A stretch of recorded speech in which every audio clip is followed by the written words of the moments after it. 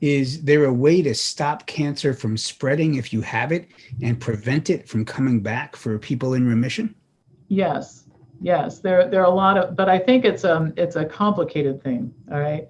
And the reason I say this is that there are some contributing factors to cancer in addition to diet and lifestyle habits, you know, how your leanness, your exercise, that sort of thing.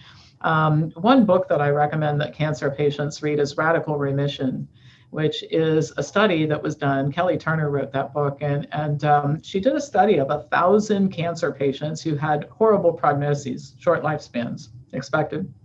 And she asked them the strategies that they used to survive. These are long-term survivors of what people would call terminal cancer. And there were 9 strategies they had in common. And the first chapter in her book is about diet. They all adopted some form of a plant-based diet. They often didn't become vegan, but they adopted a plant-based diet. But they did a lot of other things too. They were routinely described as by their doctors as being annoying because these are people who take control of their health. They look at doctors as advisors, all right? They used a combination of conventional and alternative treatment most of the time. They followed their intuition. They used supplements. They looked at other reasons for having developed such severe cancer, such as their relationships with people, stress that they'd been under, that sort of thing. And then they addressed everything. And I could go on, but I think that stopping cancer from progressing or getting rid of it and keeping it from coming back, it often involves an examination of one's life in its entirety. And what I learned from her book, by the way, I didn't have cancer when I read it. I learned some things about rearranging my life a little bit differently because I can be pretty driven and that sort of thing, which is good in some ways, but not so much in others. One last thing I'll say about this is that I think that there is a growing movement in the cancer, not in the cancer industry, but in people who look at cancer from the outside, to suggest that in some cases you don't want to get rid of the cancer, you want to turn it into a chronic condition. And there are a lot of even mainstream people talking about this now, that a lot of cancer treatment gets rid of the cancer and kills the patient at the same time. Whereas turning cancer into a chronic condition, particularly if you have advanced cancer that could be managed over a long period of time, like a type 1 diabetic, you don't get rid of type 1 diabetes. You manage it and keep your insulin levels low by the way that you live your life. So yeah, cancer is not a death sentence. It doesn't have to be. And I think it just scares people so much. It scares them into submitting to things that they would be better off not submitting to. Do you recommend people get colonoscopies? Do they save lives? Should we avoid heating oils? Okay, so let's talk about colonoscopy first. What I recommend that people do is look at the evidence. Okay, now what they find when they look at the evidence is that there is not a single randomized controlled trial that has ever shown that colonoscopy reduces your risk of dying of colon cancer. All right, as a screening tool. All right, there's a difference between using something to screen the general population versus using something to diagnose a person who has symptoms. There's some good reasons for colonoscopy in those cases. So as a screening tool, not so much. And the Canadians took it off of the schedule of recommended screenings and recommended other alternatives instead in 2016 for that reason. Other countries are often much more likely to take an objective look at this type of thing. And one of the reasons is, by the way, that in the United States, we'll spend an unlimited amount of money on healthcare. In other countries, particularly those that have centralized or socialized medicine, they don't have an unlimited budget. And they're constantly having to cut costs. And sometimes it's draconian, like you can't see a doctor. And sometimes it's actually making sense, like we found that this doesn't have any value. So the Canadians took colonoscopy off the list. There are some other tests that work just as well without all of the downside. Because what the studies do show is that it's a draw. For every person that you might save their life, you're going to have somebody have serious injury or death as a result of the procedure itself. So I think it should be a carefully considered decision, and the idea that you reach a certain age and start having colonoscopies is not really grounded in science. Now you asked me about heating oils, cooking oils. Yeah, you know, I've always recommended that people get the oil out of their diet, mainly because it's so calorie dense. And one of the reasons why diets fail, and they all do in the long term, they all work in the short term. No matter what you do, it works in the short term. Okay.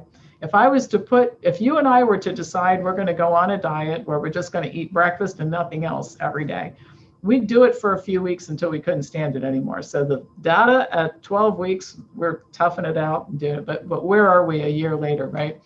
So one of the problems with diets is, the many problems, is that people are told to try to control their intake of high fat, calorie dense stuff, all right? So a tablespoon of oil has 14 grams of fat and 130 calories. That's a lot, all right? So trying to control intake of that is hard. The same thing is true of other high fat foods. A cup of avocado has 21 grams of fat. So just think about starting my day with avocado toast and 21 grams of fat. And then we go to a nice big salad at lunchtime with 3 tablespoons of an oil-based salad dressing. And my gosh, it's not even 1 o'clock yet, and I've already had 70 grams of fat, you know? And then people say, I can't understand why the weight isn't coming off. I'm eating all plants, right? Well, you're eating too many calories. So I've always told people, arrange your life so that you don't have to do all this. In other words, my salad dressing has 7 calories per tablespoon. If I drank the whole bottle, I can't hurt myself. Now, isn't that an easier way to live than drizzling and trying to control and keep track of how much I had and all this kind of thing? It's you know, people cannot lose weight and maintain a healthy weight and a healthy life while they're trying to weigh and measure everything and control intake. They do much better when they can, I call it eating with careless abandon, because you just don't have to worry about it. What can you do to prevent dementia, Alzheimer's, and memory loss? To prevent Alzheimer's and dementia and memory loss, we tend to group it all together into Alzheimer's, but let's just call it loss of memory and cognition. I think it's a multifaceted thing. I think the first thing is that you see Alzheimer's predominantly in westernized countries with animal foods-based diet, so eat more of a plant-based diet. The second thing is you have to use your brain.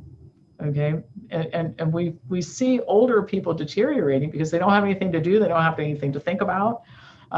So you have to be engaged. And we have some great studies showing that, for example, the more languages you speak, the less likely you are to develop Alzheimer's.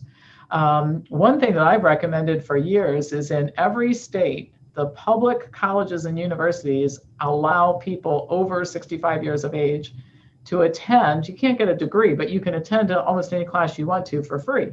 So if I were retiring next year, which I'm not, I could go to Ohio State here and take classes in comparative religions, and I could take art classes and all kinds of things, whatever I'm interested in, which would keep my brain going, right?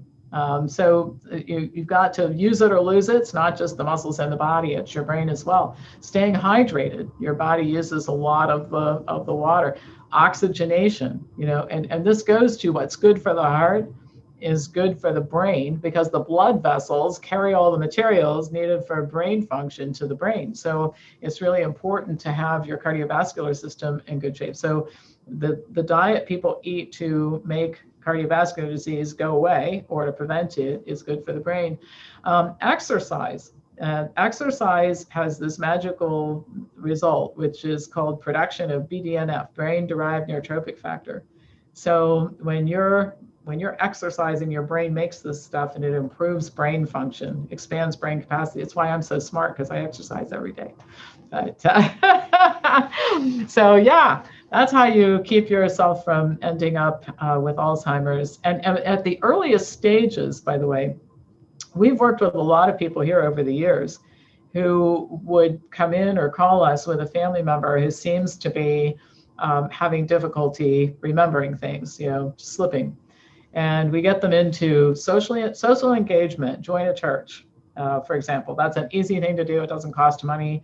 Start working out, exercise of some sort. It can be just going for a walk every day for a half hour on a treadmill in the wintertime if you live in an inclement climate like I do here.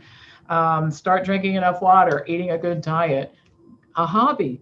learn how to paint, learn to speak French, start playing the guitar. You got to use it or lose it, right? And seeing people come back from that brink to good function.